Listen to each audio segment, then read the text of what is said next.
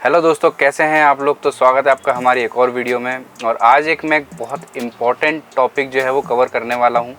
Video बहुत time बाद बना रहा हूँ। बहुत से लोग मुझे ईमेल कर रहे थे कि आप नेक्स्ट वीडियो कब लेके आ रहे हो। तो दोस्तों, किन्हीं वजहों से बिजीनेस की वजह से कह लो और कुछ सरकमस्टेंसेस की वजह से कह लो, मैंने वीडियो बहुत लेट बनाई दोबारा।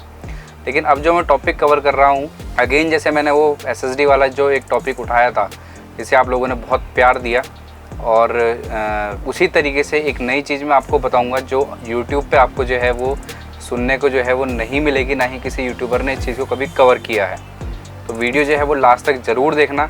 आपके सारे कंसेप्ट्स क्लियर हो जाएंगे एप्पल प्लेटफॉर्म्स को लेकर के और विंडोज़ प्लेटफॉर्म्स को लेकर के और हैकिंटॉश को लेकर के। तो कहाँ पे हमको क्या चीज़ लेनी है, किस चीज़ में इन्वेस्टमेंट करनी है, आज हम इस वीडियो में इसी के ऊपर चर्चा करेंगे।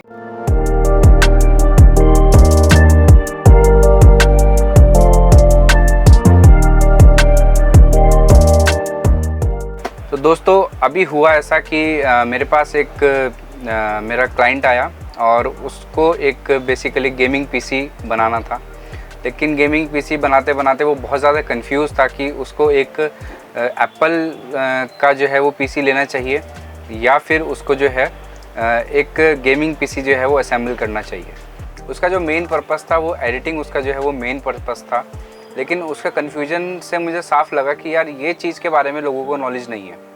लोगों के पास बजट होता है, लोग अच्छा काम करना चाहते हैं क्रिएटिंग इंडस्ट्री में, और लेकिन उनका जो है ना कि उनको ये चीज़ पता नहीं होती कि उनको मैक लेना है या उनको गेमिंग पीसी में जाना चाहिए। कई लोग ऐसा करते हैं कि शौक में, जिसको कहते हैं ना कि शौक में या नॉलेज के अभाव में एप्पल का जो है वो पीसी ख़रीद लाते हैं। और उससे क्या होता है कि उनको उसके बारे में कोई आइडिया नहीं होता कि ये मशीन्स कैसे काम करती हैं, इनका एनवायरनमेंट कैसा होता है, सॉफ्टवेयर्स किस तरीके से इसमें हासिल किए जाते हैं। तो उसके बाद क्या होता है, वो अपनी जो इन्वेस्टमेंट है उसमें वो काम नहीं कर पाते ढंग से, या फिर वो जिस तरीके से सोचते हैं कि हम एक एलाइड चीज़ खरीद के ले जा रहे हैं, है ना। जैसे कि आपको मैं एग्जांपल देता हूँ कि आप फरारी तो ख़रीद रहे हैं, लेकिन अगर आप फरारी को लेकर के दिल्ली की भीड़ भाड़ वाली सड़कों पर निकल जाएंगे तो आप क्या सोचते हैं कि वो गाड़ी की जो परफॉर्मेंस है वो तो दे ही नहीं पाएगी ना, वो तो बिल्कुल किल हो जाएगी। फरारी जो बनी है वो खुली सड़कों के लिए बनी है, लंबे लंबे हाईवेज़ के लिए बनी है, या फिर रेसिंग ट्रैक्स के लिए बनी है। तो अगर आप गलत जगह पे गलत चीज़ का इस्तेमाल करेंगे तो आप उसकी जो कैपेबिलिटी है उसको ख़त्म कर देंगे। तो दोस्तों, एप्पल से जो मेरा रिलेशन है वो बहुत ज़्यादा पुराना है। मैं बहुत पहले से एप्पल के जो है वो प्रोडक्ट्स यूज़ करता हुआ आ रहा हूँ। और एप्पल की जो मैंने सबसे पहले जो एक मैकबुक मंगाई थी वो मैंने सन 2010 में मंगाई थी। और 2010 में मैं स्कूल में था, लगभग 9th या 10th क्लास में था। और उस टाइम पे मैंने एप्पल यूज़ करना शुरू करा था, और पूरे स्कूल में मैं अकेला था जो एप्पल यूज़ करता था। तो इसी के ऊपर मैंने कोडिंग वगैरह सीखी, और धीरे धीरे क्योंकि मेरा इसी फील्ड में इंटरेस्ट था तो इसी चीज़ में मैं बहुत अंदर डीपली घुसता चला गया। और एप्पल के जो सॉफ्टवेयर है उसके ऊपर मेरी एक तरीके से बहुत अच्छी कमांड हो गई है। और इस चीज़ का आप उदाहरण ये देख सकते हैं कि ये 2010 की मैकबुक है, ठीक है। और ये मुझे बहुत ज़्यादा पसंद है। इसमें बहुत अच्छी परफॉर्मेंस दी है तब से लेके आज तक। बैटरी बैकअप वगैरह आज की डेट तक इसका अप टू डेट है। और इसमें उस टाइम पे देखिए सारे पोर्ट्स आते थे, थंडरबोल्ट, USB, ऑक्स, जिसके लिए आज जो है वो लोग तरसते हैं। धीरे धीरे सारे पोर्ट्स गायब होते जा रहे हैं चीज़ों में से। तो ये मैं तब से यूज़ कर रहा हूँ। और 2010 के मैकबुक में मैंने जो है वो मॉन्ट्रे जो है वो डाला हुआ है, आप देख सकते हैं। मैं दिखाता हूँ आपको, ये देखिए मैक OS मॉन्ट्रे मैंने इसके अंदर डाला हुआ है, होप कि आप देख पाएँ। तो एप्पल का जो इसका वर्ज़न है 12.7.6, जबकि एप्पल की तरफ से इसमें कोई ऐसा अपडेट आता नहीं है। तो बहुत जुगाड़ भिगाड़ लगा करके हमने इसके ऊपर जो है ये इंस्टॉलेशन की हुई है। और मैंने मैक OS सिक्योरा जो उसका सबसे लेटेस्ट वर्जन है वो भी मैंने इसके अंदर डाल दिया था, बट कुछ ड्राइवर्स का पंगा हो गया था तो मुझे वापस इसको जो है वो फिर डाउनग्रेड करना पड़ा। तो इन सब चीज़ों को लेकर ना मेरे कंसेप्ट्स बिल्कुल क्लियर हैं। तो यहाँ पे मैक जो है वो किसको यूज़ करना चाहिए, ये एक बड़ा सवाल खड़ा होता है कि भाई हमारे पास बजट है, हम कुछ करना चाहते हैं, एडिटिंग फील्ड में जाना चाहते हैं या सॉफ्टवेयर डेवलपमेंट फील्ड में जाना चाहते हैं, तो क्या हमको वहाँ पर मैक यूज़ करना चाहिए। देखिए, मैक के साथ कुछ चीज़ें प्लस भी हैं तो कुछ चीज़ें माइनस भी हैं। प्लस तो ये है कि पहले कहा जाता था कि जो मैक है वो कभी हैंग नहीं होता, या कभी ख़राब नहीं होता। हाँ, ये बात मैं कहूँगा कि मैकबुक की जो ड्यूरेबिलिटी है वो पहले वाली मैकबुक की ज़्यादा बेटर हुआ करती थी। लेकिन अब मैं ये देखता हूँ कि हमारे पास बहुत सारी मैकबुक्स आती हैं रिपेयरिंग के लिए, तो ऐसा नहीं है कि मैकबुक जो है वो ख़राब नहीं होती। रिसेंटली मैंने एक M1 चिप वाली मैकबुक, डेड मैकबुक जो है वो कस्टमर को रिपेयर करके दी है, और बिल्कुल उसके अंदर काफ़ी ज़्यादा इशू आ गया था। मेनली हमें लग रहा था कि शायद CPU ही ना इसका डेड हो गया हो, तो वो भी हमने जो है उसको रिपेयर करके दिया। तो अगर आप ये सोचते हो कि अब जो ड्यूरेबिलिटी है मैक की वो पहले जैसी नहीं रही, थोड़ा सा उसमें जो है अब वो कॉम्प्रोमाइज़ होने लगा है क्वालिटी के अंदर। दूसरी बात दोस्तों ये है कि अब आ जाते हैं परफॉर्मेंस के ऊपर। हाँ, इसमें कोई दोहराए नहीं है कि जो मैक की परफॉर्मेंस है वो बहुत ही बढ़िया है, कंसिस्टेंट परफॉर्मेंस आपको जो है वो मैक देता है। बट अब अगर आप विंडोज़ की तरफ जाएं, तो अगर आप एक ओरिजिनल विंडो यूज़ कर रहे हैं, अच्छी क्वालिटी की SSD अगर आप यूज़ कर रहे हैं, बढ़िया रैम लगा रखी है, अच्छी क्वालिटी का बोर्ड है आपका, और एक बढ़िया सा ग्राफिक कार्ड है RTX वगैरह, तो वहाँ भी आपको बहुत बढ़िया परफॉर्मेंस मिलेगी, आपको परफॉर्मेंस में कोई इशू आएगा नहीं। तो परफॉर्मेंस वाला जो है मैटर वो बिल्कुल नेक टू नेक है। किसी को मतलब ये मैं कह सकता हूँ कि जो M1 चिप है, M2 चिप है, M3 चिप है, इनकी जो ओवरऑल जो परफॉर्मेंस, जो एक ट्यूनअप होता है सिस्टम का, जिसको हम बोलेंगे टेक्निकल लैंग्वेज में ट्यूनअप, तो ट्यूनअप बहुत बढ़िया है। बट वो आपको फ़र्क तभी नज़र आएगा अगर आप एक विंडोज़ और एक मैकबुक वाले सिस्टम को साइड बाय साइड कंपेयर करेंगे। तो अब दूसरी चीज़ आ जाती है, मैक में एक जो प्रॉब्लम आती है सबसे ज़्यादा, वो प्रॉब्लम आती है दोस्तों हर किसी को सॉफ्टवेयर्स को लेकर के। मैक में जो भी आपका सॉफ्टवेयर चलेगा, या तो आपको उसे एप्पल स्टोर से डाउनलोड करना पड़ेगा, या अगर आप उसको बाहर से इंस्टॉल कर रहे हो तो वो बिल्कुल जेन्युइन सॉफ्टवेयर होना चाहिए। एप्पल किसी भी तरीके के पायरेटेड सॉफ्टवेयर्स को ना तो प्रमोट तो क्या कहेंगे हम, चलने नहीं देता है अपने सिस्टम के अंदर, उसकी सिक्योरिटी जो है वो इस तरीके से लगी होती है।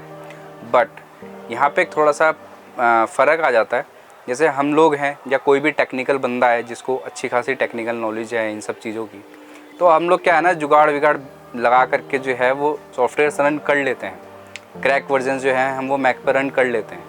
ढूंढने भी बड़े मुश्किल होते हैं, काफ़ी लिमिटेड सॉफ्टवेयर्स आपको मिलेंगे मैक पे यूज़ करने के लिए क्रैक वर्जन में। विंडोज़ में आप crack version life time use करो, कुछ भी करो, वहाँ पे बहुत सारे आपको अलग अलग ऑप्शंस मिल जाते हैं। बट हाँ, वहाँ पे एक ही थोड़ा सा सिक्योरिटी का कॉम्प्रोमाइज़ हो जाता है। कभी कभी अगर आप वायरस वाला कोई क्रैक वर्जन डाउनलोड कर लेते हैं, वहाँ पे रैंसमवेयर जैसी प्रॉब्लम जो है वो क्रिएट हो जाती है सिस्टम के अंदर, कि जो बहुत ही ज़्यादा डिज़ास्टर टाइप का हो जाता है। लेकिन जो मैक है उसके अंदर, क्योंकि उसको सिक्योर बनाया गया है, किसी भी तरीके का, पहली बात तो वायरस अटैक मैक के ऊपर होता ही नहीं है। मैक जो एक आपका कहेंगे एक ऑपरेटिंग सिस्टम है मैक OS, वो क्योंकि लाइनक्स बेस है, तो उसके अंदर किसी भी तरीके का वायरस जो है वो वर्क नहीं करता है। तो उसके अंदर आपको एंटीवायरस और इन सब चीज़ों का ना टेंशन नहीं है कि हमको एक एंटीवायरस भी डाल कर रखना है, ये सब। तो जो मैक OS है वो थोड़ा सा सिक्योर ज़्यादा है विंडोज़ के मुकाबले। तो जो लोग इंडस्ट्री लेवल पे काम करते हैं, जैसे मेरा भाई है, वो मूवीज़ वगैरह एडिट करता है, तो वो मैक ही यूज़ करता है। उसके पीछे उसका एक सिंपल सा लॉजिक है कि यार हमारे पास जो डेटा आता है, सपोज़ कोई मूवी शूट हुई है ना, तो अब वो मूवी दोबारा तो शूट होगी नहीं, तो वो डेटा आ गया हमारे पास, और किसी वायरस या किसी ऐसे ग्लिच की वजह से वो डेटा अगर करप्ट हो गया तो कितना बड़ा एक नुकसान हो जाएगा। तो उस चीज़ को बिल्कुल ही अवॉइड करने के लिए वो लोग जो है वो मैक यूज़ करते हैं, ताकि वायरस वगैरह का कोई पंगा ही ना रहे किसी भी चीज़ में। तो इंडस्ट्री लेवल पे, क्रिएटर लेवल पे जो है वो इसलिए मैक को ज़्यादा प्रीफर किया जाता है कि मैक OS जो है वो बहुत ही ज़्यादा सिक्योर है। वायरस रिलेटेड कोई इशू इनके अंदर नहीं आता है, किसी भी तरह का कोई वायरस इसके अंदर काम नहीं करता है, और क्योंकि हर चीज़ ओरिजिनल सॉफ्टवेयर और हर चीज़ ओरिजिनल ही रहती है, तो वहाँ पे जो है बिल्कुल एक सिक्योर इन्वायरमेंट आपको मिलता है। अब दूसरी बात आ जाते हैं दोस्तों उस यूज़र के ऊपर जो चाहता है कि मेरे को मैक के मज़े लेने हैं, यानी कि क्रिएटर वाला बंदा तो अब मेरी बात समझ गया होगा कि मैक क्यों यूज़ करना चाहिए।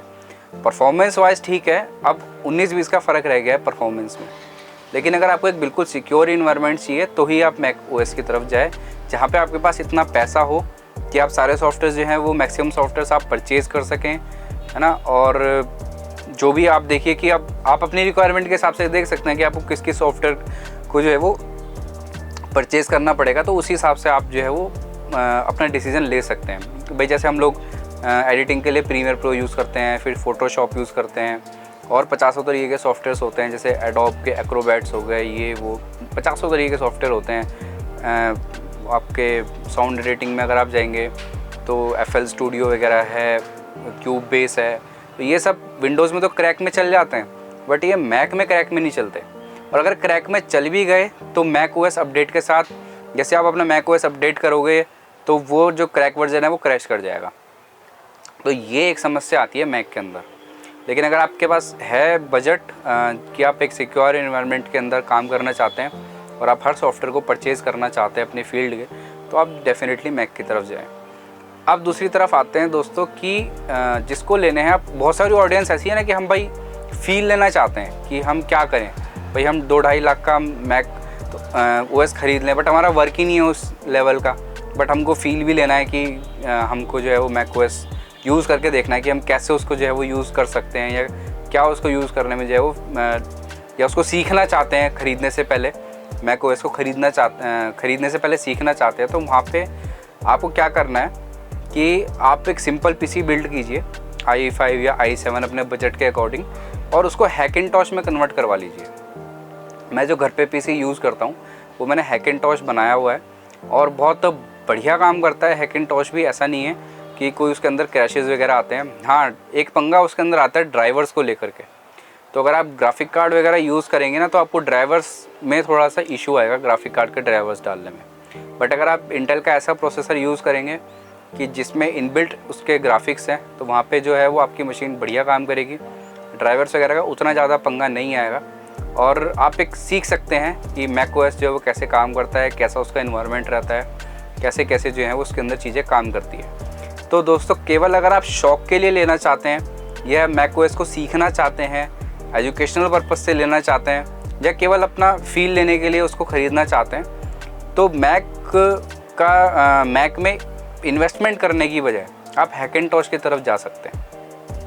और अगर आपका सीरियस लेवल का क्रिएटर वाला काम है और आप सिक्योरिटी को कॉम्प्रोमाइज़ नहीं करना चाहते, यहाँ पे मैं बार बार कह रहा हूँ, अगर आप सिक्योरिटी को कॉम्प्रोमाइज़ नहीं करना चाहते हैं तो तब आप जो है वो मैक के आप PC ख़रीद सकते हैं या मैक के आप मैकबुक ख़रीद सकते हैं।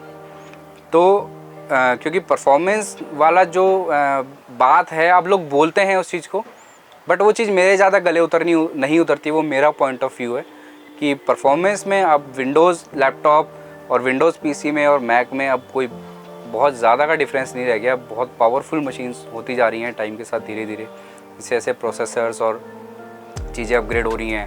DDR5 रैम्स बहुत ज़्यादा फास्ट हैं। Core i7 i9 जो लेटेस्ट 13 जनरेशन 14 जनरेशन जो प्रोसेसर आ रहे हैं, they are much more powerful than their previous generation, और नहीं लगता मुझे कि अब बहुत ज़्यादा मैक्स में और उनमें जो है वो डिफरेंस है। तो दोस्तों, इसी के साथ जो है वो वीडियो को ख़त्म करते हैं। और मैक से रिलेटेड अगर आपका कोई और ऑप्शन है, हाँ, एक चीज़ मैं बताऊंगा आपको, थोड़ा सा एक पॉइंट है कि बहुत से लोग बैटरी बैकअप की वजह से भी देखते हैं मैकबुक को कि उनका बैटरी बैकअप बहुत बढ़िया होता है। तो आप वहाँ पे अगर आप मैक की तरफ नहीं जाना चाहते हैं तो आप इंटेल में ईवो की तरफ जा सकते हैं। इंटेल ईवो सर्टिफाइड जो लैपटॉप्स होते हैं, इंटेल ईवो के जो बैटरी बैकअप्स हैं और ओवरऑल जो परफॉर्मेंस है लैपटॉप की, वो बहुत बढ़िया है। तो दोस्तों, मिलते हैं नेक्स्ट वीडियो में, और कोशिश करूँगा कि अब रेगुलर वीडियोस डालूँ। टॉपिक आप लोग जो है वो मुझे सजेस्ट कर दिया कीजिए, और यार रिव्यू वगैरह के कमेंट मत करना कि रिव्यू कर दो। रिव्यू वगैरह पे ऑलरेडी बहुत सारे रिव्यूज़ ना पड़े रहते हैं इंटरनेट पे, तो उन चीज़ों के ऊपर जो है वो वीडियोस बनाना जो है वो बेकार की बात है। कोई मेरा ऐसा मोटो नहीं है कि मैं कुछ प्रमोशन वगैरह करूं किसी चीज़ का, या वो नहीं है। मैं चाहता हूं कि जो नॉलेज मेरे को है वो आप लोगों तक भी पहुंचे। तो मिलते हैं दोस्तों नेक्स्ट वीडियो में, तब तक के लिए जय हिंद, धन्यवाद, जय भारत।